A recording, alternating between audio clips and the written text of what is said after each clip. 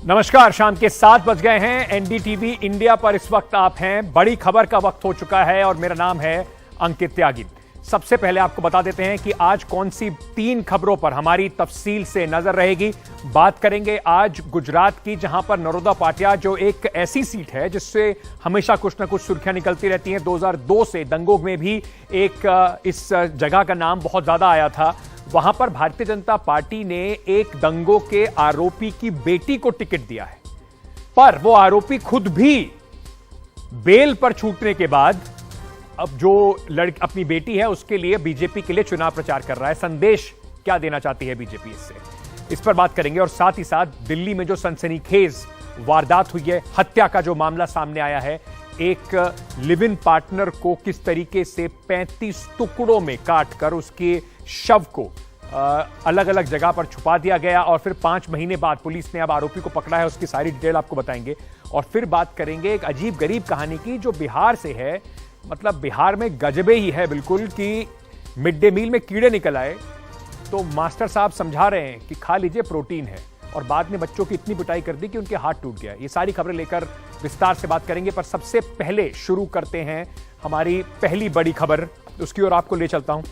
क्या संदेश दे रही है भारतीय जनता पार्टी, यही सवाल हम इस वक्त पूछ रहे हैं।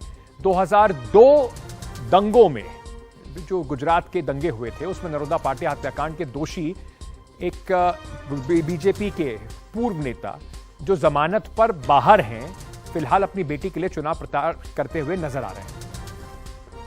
ऐसा क्यों है कि इस व्यक्ति को जो हेल्थ ग्राउंड पर बाहर निकला हुआ है, उसको भारतीय जनता पार्टी को इतनी आवश्यकता पड़ गई कि इस व्यक्ति से भी प्रचार कराने में उन्हें पीछे नहीं हट रहे पूरे आने वाले चुनाव में। संदेश क्या भारतीय जनता पार्टी देना चाहती है इससे, यही है सबसे बड़ा सवाल। सबसे पहले आपको ये रिपोर्ट दिखाते हैं और फिर इस पर आगे भी बात करेंगे। ये है 30 साल की पायल कुकरानी। गुजरात चुनाव में बीजेपी की ओर से उन्हें उम्मीदवार बनाए जाने पर विवाद शुरू हो गया है। एनडीटीवी को मिले वीडियो से पता चला है कि पायल के पिता मनोज कुकरानी गुजरात दंगों से जुड़े नरोदा पाटिया हत्याकांड में उम्र कैद की सजा भुगत रहे हैं। 2015 से जमानत पर बाहर हैं और अब अपनी बेटी के चुनाव अभियान में मदद कर रहे हैं। पायल उसी नरोदा सीट से बीजेपी की उम्मीदवार बनाई गई है, जहां 2002 के गुजरात दंगों के दौरान भयानक हत्याकांड हुआ था और इसके दोषियों में पायल के पिता भी शामिल हैं। See the cases that are been जिनके ऊपर अभी भी अपील पे है, I don't want to comment on that. Convicted, no, it's a convicted case, right? We have Noroda kept Patia in massacre. Supreme. We are still fighting, and I think I don't want to comment on it for the further, just for the opposition. Manoj कुकरानी के परिवार के बाकी सदस्यों की दलील है कि उन्होंने कुछ भी गलत नहीं किया। कोई न कोई संजोगों से उनका नाम वहां पे आ गया और उनको सफर करना पड़ रहा है। वो कोई गुनहगार नहीं है, वो भी एक बिजनेसमैन है, एपीएमसी मार्केट से जुड़े हुए हैं। विपक्ष का कहना है कि बीजेपी ने दंगों के दोषियों को इनाम देने के लिए ही उन्हें टिकट दिया है। तो पार्टी वालों ने ऐसा समझा होगा कि भाई अब परिवार हमारे भारतीय जनता पार्टी के विकास के लिए सरकार बनाने में काफी योगदान था, इसलिए हमें कुछ देना चाहिए। इस मामले में हमने बीजेपी से भी फोन और मैसेज के जरिए प्रतिक्रिया लेने की कोशिश की, लेकिन कोई जवाब नहीं मिला। लेकिन पायल की उम्मीदवारी ये तो बता ही रही है कि गुजरात दंगों के दोषियों को लेकर बीजेपी काफी दरियादिली दिखा रही है। नरोदा से तनुश्री पांडे की रिपोर्ट, एनडीटीवी इंडिया।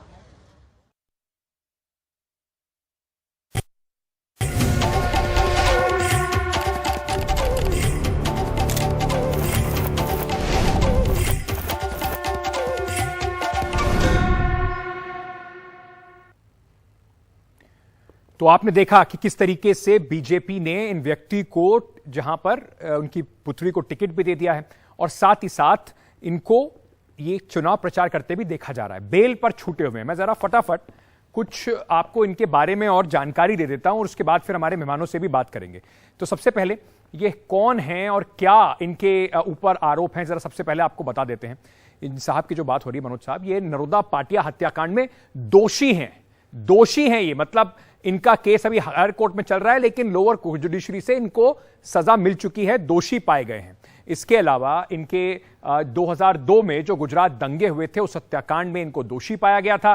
साथ ही साथ गुजरात में मुस्लिम बस्ती में 97 लोगों की हत्या हुई थी, उसमें एक आरोपी ये भी थे। 32 लोगों को उसमें सजा हुई थी और नरोदा पाटिया हत्याकांड में इन साहब को उम्र कैद की सजा हो चुकी है। 2015 से जमानत पर बाहर हैं। स्वास्थ्य कारणों से इन्होंने कहा कि हमें बाहर जाने दीजिए, हमारी तबीयत ठीक नहीं है। और बाहर आने के बाद अपनी जो बेटी है पायल कुकरानी, जो नरोदा पाटिया से भारतीय जनता पार्टी की उम्मीदवार हैं, वो चुनाव अभियान में उनकी मदद करने में लगे हुए हैं। तो ये इनके बारे में थोड़ी सी जानकारी थी जिससे कि जनता को पता चले कि कौन है ये साहब जिनके बारे में बात हो रही है। फटाफट मैं अपने मेहमानों को यहां पर आपसे तारुफ करा देता हूं। हमारे साथ सुरेंद्र राजपूत साहब जुड़ रहे हैं, प्रवक्ता हैं कांग्रेस पार्टी के। हमारे साथ हुदा जरीवाला साहब जुड़ रहे हैं, राजनीतिक विश्लेषक हैं। और साथ ही साथ शांत प्रसाद जाटव जुड़ रहे हैं, ये बीजेपी के नेता हैं। आप सभी का बहुत बहुत शुक्रिया।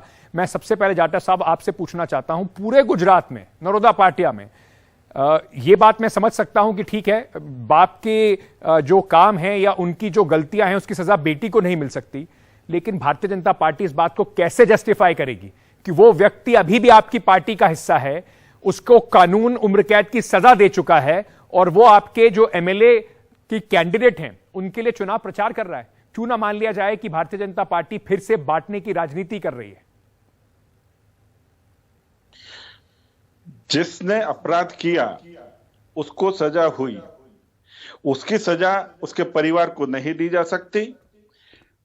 उसका परिवार, उनकी पत्नी जो है वो वहां से पार्षद हैं और अभी बेटी जो डॉक्टर हैं और डॉक्टर के साथ साथ अभी उनको भारतीय जनता पार्टी ने टिकट दिया है। जाहिर सी बात है ये परिवार भारतीय जनता पार्टी का समर्थक है, डिवोशन है और पार्टी के लिए काम कर रहा है, तो स्वाभाविक बात है कि उनको टिकट दिया जाना जो है एक स्वाभाविक प्रक्रिया है। रही बात कि प्रचार कर रहे हैं उनके पिता, तो उनके पिता जो है वो प्रचार अपने व्यक्तिगत आधार पर कर रहे हैं। भारतीय जनता पार्टी के स्टार प्रचारकों में उनका कहीं नाम नहीं है, प्रचारकों में नाम नहीं है, लेकिन जाटव साहब अभी भी सजा होने के बाद भी आपकी पार्टी से ना तो वो बाहर गए हैं, और दूसरा अगर आप ये कहने की कोशिश कर रहे हैं, क्योंकि देखिए मैं भी कह रहा हूं ठीक है उनके पिता ने जो भी किया उसकी सजा उनको नहीं मिल सकती, लेकिन बेल जो मिली है वो तबीयत खराब बोल के मिली है। प्रचार में तबीयत बिल्कुल ठीक है उनकी। क्या उनको कोई पोर्टफोलियो मिला हुआ पार्टी के अंदर? सदस्यता तो है ना सर ऐसे लोगों की आपकी पार्टी में हुआ है, तो भारतीय जनता सदस्य तो हैं भारतीय जनता पार्टी के, उसके ऊपर कोई भी आक्षेप नहीं लगाया जा सकता।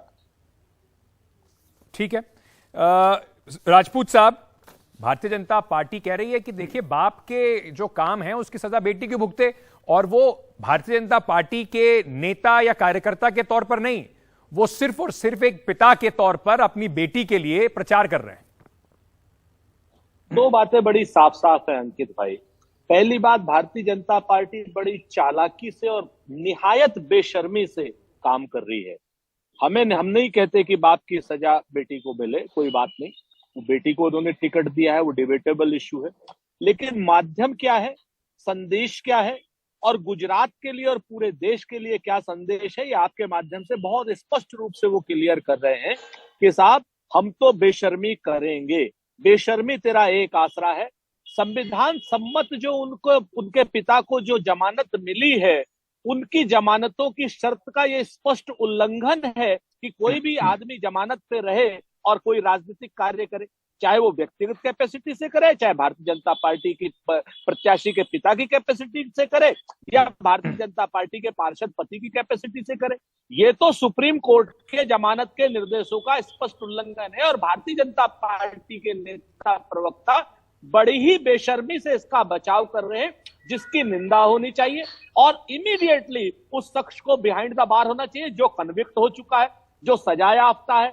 97 लोगों की मौत हुई, 32 लोगों को सजा, उन 32 लोगों में से एक आदमी बिल्कुल जेल से बाहर है। क्या जेल से बाहर वो राजनीतिक कार्य करने के लिए या अपनी बेटी का प्रचार करने के लिए या अपना इलाज कराने के लिए? यही सेम केस प्रज्ञा ठाकुर का है। नहीं, और दूसरा क्यों नहीं वहां पर सरकार, जो सरकार है वहां पर भारतीय जनता पार्टी की सरकार जरूर है, पर क्यों नहीं सरकार कहती कि ये उल्लंघन हो रहा है? जब सरकार इतनी तत्परता से बिल्किस बानो के केस में कह सकती है कि छोड़ दीजिए, तो इस वाले केस में सरकार क्यों नहीं आगे बढ़ के कहती कि ये उल्लंघन हो रहा है, बेल का, इनको वापस जेल में डाल दीजिए? और यही सवाल जरीवाला जी मैं आपसे पूछना चाहता हूं। हुदा जी, क्या मैसेज दे रही है बीजेपी इससे? जी, इनके इस कार्य से तो साफ है कि बीजेपी को कोई खास फर्क नहीं पड़ता कि लोगों के जो सेंटिमेंट्स हर्ट हुए हैं, लोग जिस तरीके से उनके, आप एक तरह से पुराने जख्मों को कुरेद रहे हैं, उनको उनकी साथ जो गलत हुआ है गुजरात में वो याद दिलाना है आप लोगों को। मजीद इस तरीके से बजाय इसका कि इस निर्णय का उल्लंघन किया जाए, साफ तरीके से इस चीज को बीजेपी को क्लियर करना चाहिए कि ये हम इसको सपोर्ट नहीं करते। पहली बात तो उनकी बेटी को, ठीक है मानते हैं बाप की सजा बेटी को नहीं मिलनी चाहिए, लेकिन एट द सेम टाइम वो पॉलिटिक्स में सिर्फ और सिर्फ अपने बाप की, अपने फादर की वजह से हैं, जो कि एक कॉन्विक्टेड पर्सनल है। वो किस तरीके से इतने बेबाक हो कि किस तरीके से वो वहां पे अपनी बेटी के लिए कैंपेनिंग कर रहे हैं और वहां की पुलिस देख रही है, वहां पे लोग देख रहे हैं। लोग कह रहे हैं कि बीजेपी का मैसेज बड़ा स्पष्ट है, चाहे वो बिल्किस बानो का किस्सा हो या इस व्यक्ति का किस्सा हो, मनोज कुकरानी का। स्पष्ट है कि माइनॉरिटीज को एक तौर तरीके से मेजॉरिटी को मैसेज दे रहे हैं कि देखिए हमें इससे कोई फर्क नहीं पड़ता, और माइनॉरिटी को सीधा मैसेज दे रहे हैं कि आपके वोट का भी हमें कोई फर्क नहीं पड़ता। जी बिल्कुल, और इस चीज से खास तौर से जो मुस्लिम महिला माइनॉरिटी है, जी ये जो है मैम, एक बार जाटव साहब से सवाल किया था, जवाब देने दीजिए। जी देखिए, ये जो है पॉलिटिक्स जो की जा रही है इस वक्त में इस विषय पर, ये बिल्कुल कुतर्क है, मतलब तार्किक नहीं है। इनफैक्ट क्या उनकी बेटी जो डॉक्टर है वो माइनॉरिटीज का इलाज नहीं कराएगी? क्या वो माइनॉरिटीज का इलाज नहीं करेंगी? क्या माइनॉरिटीज के लोग उनसे इलाज नहीं कराएंगे? या तो केवल चुनाव की बात आ गई तो उन्होंने इसका विरोध करना शुरू कर दिया। वो तो डॉक्टर भी हैं, उनकी मां राजपूत साहब सिर्फ राजनीति आप कर रहे हैं, बीजेपी इसमें कोई राजनीति नहीं कर रही, उनका कोई इसमें छिपा हुआ मैसेज नहीं है, राजनीति तो आप कर रहे हैं। तो जाटव साहब, क्या आप सपोर्ट करते हैं इस डिसीजन को? Can I respond? हाँ प्लीज प्लीज। मैं दो बातें बड़ी स्पष्ट कहता हूं। शांत प्रकाश जी बहुत जिम्मेवार आदमी है, ये सिर्फ अपने दिल पर हाथ रख के कहते हैं कि वर्तमान परिस्थिति पूरी की पूरी यही परिस्थिति राजस्थान में होती और शांत प्रकाश जी एक भी बयान नहीं दे रहे होते, नंबर एक। नंबर दो, किस बेशर्मी और किस चालाकी से भारतीय जनता पार्टी देश की लोगों को संदेश देने में, माइनॉरिटी मेजॉरिटी की बात नहीं कर रहा हूं, यहां माइनॉरिटी का प्रश्न ही नहीं है, यहां पर तो प्रश्न है संवैधानिक ताकतों को मानने का, हिंदू मुसलमान की बात नहीं। ये लोग संविधान को चुनौती दे रहे हैं, संविधान के जिन प्रावधानों के अंदर उस अपराधी को जमानत मिली है उसके प्रावधानों का स्पष्ट उल्लंघन है, तो क्यों ना भारतीय जनता पार्टी की जो चुनावी जो ये गुजरात में चुनाव लड़ने जा रहे हैं इस पर ही क्यों नहीं प्रतिबंध लगाया जाना चाहिए? 136 लोगों की मौत मोरबी में, जिम्मेवार चीफ मिनिस्टर, उसको सबसे पहला टिकट। 136 मौतों की मौत क्या नाम गुजरात में, गुजरात के मुख्यमंत्री का क्या कहीं ना कहीं, और ये सवाल मैं अंत में छोड़ना जरूर चाहता हूं अपने दर्शकों के लिए क्योंकि मेरे पास समय बिल्कुल खत्म हो गया। मैं यहाँ पर एक बात राजपूत जी को इतना बात जरूर कहना चाहता हूं कि क्या कहीं ना कहीं ये भी एक संदेश जाता है कि अगर आप लगातार एक ही पार्टी को चुनते रहते हैं तो उन्हें कहीं ना कहीं लगता है कि कुछ भी कर लो, ये वोटर तो अपने ही हैं, इन्हें इससे कोई फर्क नहीं पड़ता। आगे बढ़ते हैं और जो दिल्ली की खबर की मैं आपको बात बता रहा था, उस खबर की ओर आपको लिए चलता हूं, क्योंकि आज जब उस खबर की डिटेल्स पढ़ रहे थे, मतलब मैं आपको सच बता रहा हूं, रूह कांप उठेगी आपको भी सुनकर जिस तरीके की डिटेल्स इस खबर में आई हैं। ये दो आप तस्वीरें तो देख रहे हैं, ये लड़की 26 साल की लड़की है और ये 28 साल के युवक है। दोनों साथ में रह रहे थे, माता पिता से इनके क्योंकि मुंबई में थे, दिल्ली आ गए क्योंकि उनको शायद इनका रिश्ता मंजूर नहीं था। शादी करने के लिए लड़की दबाव बना रही थी आफ्ताब के ऊपर। उसके बाद 5 महीने पहले जो इस व्यक्ति ने, आफ्ताब ने श्रद्धा के साथ किया, वो आपको सिर्फ फिल्म्स के अंदर ही, मूवीज के अंदर ही दिखाई पड़ता है। और इसने करा भी, और ये बात मानी भी कि एक नेटफ्लिक्स पर सीरीज आती है डेक्स्टर, उससे प्रभावित होकर इसने पूरा ये प्लानिंग और अंजाम दिया। मैं आपको बताना चाहता हूं कि हुआ क्या इसमें पूरे में। 12 नवंबर को आज यानी कि आफ्ताब की गिरफ्तारी जरूर हो गई है, पर यह केस 5 महीने पहले का है। ये जो आफ्ताब है, हत्या की इसने बात कबूली है और कहा है कि 18 मई को दोनों के बीच में झगड़ा हुआ। आफताब ने, श्रद्धा उससे बार बार शादी करने की बात कर रही थी, तो आफताब ने गला घोटकर उसकी हत्या कर दी और हत्या करने के बाद उसके शव के 35 टुकड़े कर दिए। 35 टुकड़े करने के बाद एक बड़ा फ्रिज खरीदा गया। उस फ्रिज को खरीद के लाके आफताब ने अपने घर में रखा, घर में सारे उन टुकड़ों को रखा। हर रात को 2 बजे 18 दिन तक लगातार ये अपने घर से निकलता था और शव को महरौली के जंगल में अलग अलग जगहों में जाके उन शव को वहां पर रख देता था, वहां पर छिपा देता था। ये हालत थी और ये इतना बड़ा क्राइम है जिसमें आज ये व्यक्ति 5 महीने बाद पकड़ा गया है।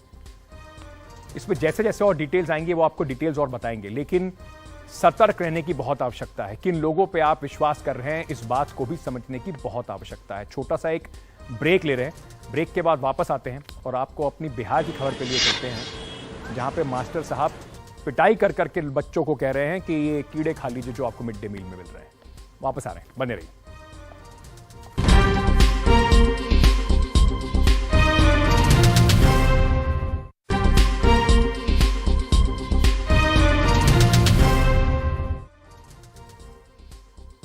स्वागत है आपका। जाने से पहले आपको बिहार से जो एक खबर है उसके बारे में थोड़ा बता देता हूं, क्योंकि ये खबर बिल्कुल चौंकाने वाली है, पर शायद बिहार के लिए चौंकाने वाली नहीं है।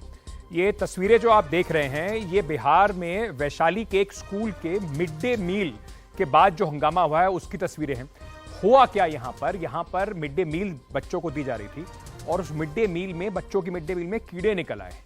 जब बच्चों ने इसकी कंप्लेंट करी, जब बच्चों ने कहा कि ये क्या हो गया है, तो टीचर ने उन्हें कहा कि ये विटामिन है, खा लो, कीड़ों में विटामिन होता है, आपको खा लेना चाहिए। जब बच्चों ने इनकार किया तो टीचर ने इतनी पिटाई कर दी कि एक छात्र का हाथ भी टूट गया। इस खबर से अभिभावक काफी नाराज हो गए, स्कूल में हंगामा भी हुआ। ये लालगंज में जो मिडिल स्कूल है वहां की खबर है। अब बताइए ऐसे टीचर्स का क्या इलाज किया जाए? सारे विटामिन इकट्ठे करके स्कूल के क्यों ना मां साहब को खिला दिया जाए?